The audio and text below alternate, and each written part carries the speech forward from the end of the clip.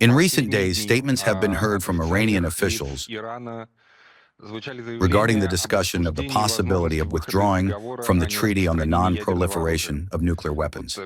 How could you comment on this? Perhaps there were some contacts with the Iranian side on this issue?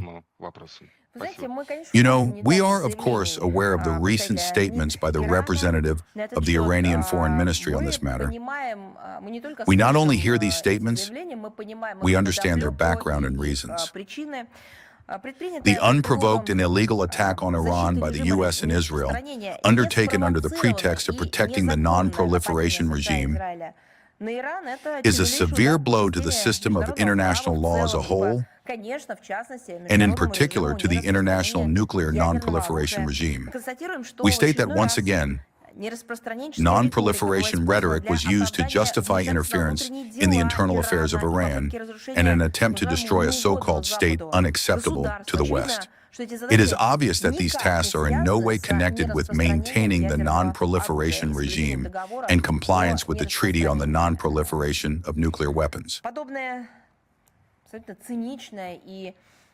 Such cynical and unrestricted use of force under a far-fetched pretext will contribute to the formation, both among countries in the region and states throughout the world, of an understanding of the need to acquire types of weapons that will serve as a real defense against potential aggression.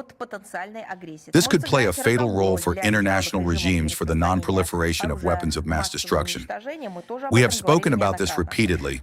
The opponents of the Islamic Republic of Iran, who will inevitably be held accountable for the consequences of their actions, have once again, and in an extremely provocative key, done everything possible to ignite such discussions within Iranian society.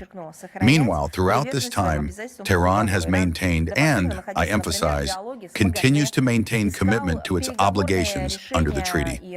Until the very last moment, Iran remained in dialogue with the International Atomic Energy Agency, seeking negotiated solutions and settlements that would allow for the elimination of certain Western prejudices and unfounded suspicions regarding its national nuclear program.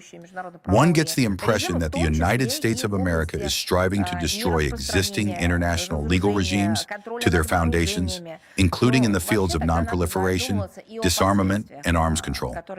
But in that case, one must also think about the consequences, which could be extremely deplorable, including for the Americans.